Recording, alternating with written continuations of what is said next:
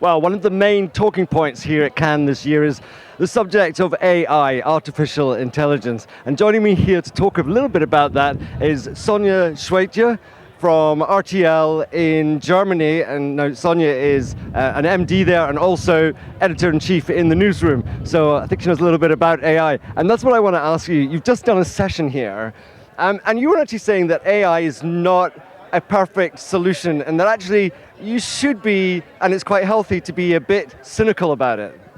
It's healthy to be a bit skeptical about it, but that's a journalistic virtue, of course. We always have to be skeptical. And we have developed an AI tool where it's important to know we have humans at the beginning, we have a good quality set of data, and also humans in the end who take the responsibility, who are accountable what is published in the end. And yes, we are we've been using the tool for like 2 months, and the first feedback, for example, from some users there are hallucinations, sometimes inaccuracies.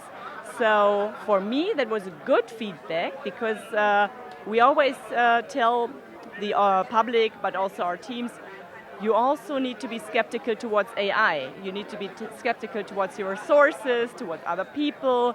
That's basically the heart of what journalists do, so it's good. Well, talking about those journalists, is there a sense perhaps, or maybe a fear are you seeing any fear from journalists? Because it's journalists are used to doing all this stuff themselves. You go out, you find the information, and then you bring the new information, the news, to the audience. Is there a kind of fear that they are looking at perhaps their replacement?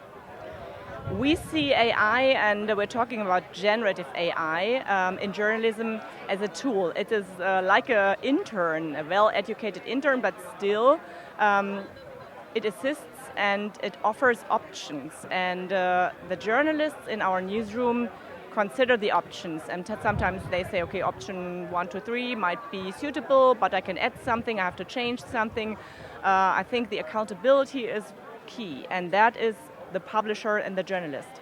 You talk about accountability there, and you're an editor-in-chief in a news organization, but what about your bosses and the temptation further down the line, perhaps for shareholders or for profitability, to start edging in the future artificial intelligence as some kind of replacement against labor, which of course is the biggest cost in any organization?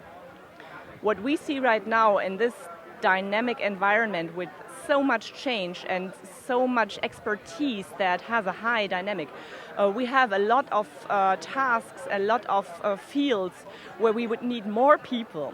So what we try to do is, in every job, also in the journalistic job, there are tasks that are not very creative. For example, in journalism, if you have done research on a topic and if you have a text, and then you need to put this text into a headline, a subline, sometimes it's only 20 or 30 characters, and to have options proposed by an AI tool is a great help, and it saves time. And this time, for example, can be invested in other jobs and in maybe another aspect of the story. So right now it's a great opportunity in my vision, because it's not easy to find people in any case either, to address all these new tasks, because you save time at other tasks that are routine tasks. And how is your role as an editor beginning to change in terms of the conversations you're having with other departments around the use of AI in news? For example, in advertising, brands standing behind your product and going in the commercial breaks or whatever, being willing to put their brand up there. I mean, are those conversations happening yet? Yeah, that's actually one of my key responsibilities, to explain how we use AI. Trust and a strong brand is the best chance to be visible in the digital world and to be used by audiences. So in order to address large audiences, you need to have a trusted brand. And this is where transparency also comes in. This is why we explain how do we use AI in journalism. I mean, there are a lot of ways, technical ways to use AI, but the journalistic ways are very sensitive. So we added specific rules for our newsroom guidelines. How do we want to work with AI? Because not everything that's possible is something that we want to do, because we know that the uniqueness of news, the uniqueness of how we present news, how we research news, how we make choices for our audiences, is why they trust us and why they maybe don't trust other brands. And just finally, here at Cannes, of course, a lot of people talking about AI in the advertising world, in the creative process, like yourselves.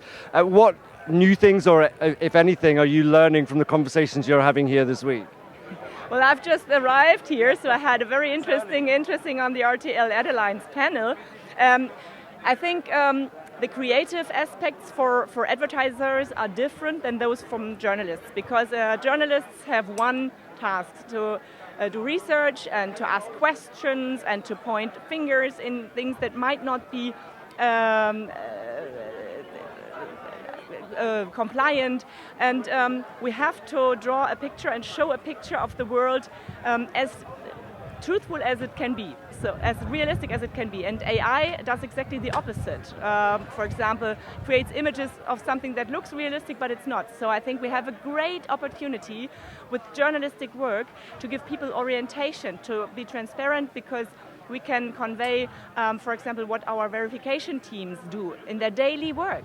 They do it anyway. So we can explain how they do it, and that it's also important for a user to be skeptical all the time, not to share content where they don't know, is it verified or is it maybe disinformation, also meant for manipulation. And this is why I see there's a lot of opportunity in the world, in the future world, for high quality journalism. Not the more of the same, but the good and high quality, reliable journalism. Seems like they're setting up something here, so I was going to wrap with one more question. Will the editor's role be taken over by artificial intelligence in 5 years, say? I don't know if you would still call it editor, but yes, you will need a human with journalistic education, training, and responsibility to decide what kind of topics, in which way, which questions should still be asked, and what will be published in the end. I have no doubt about that.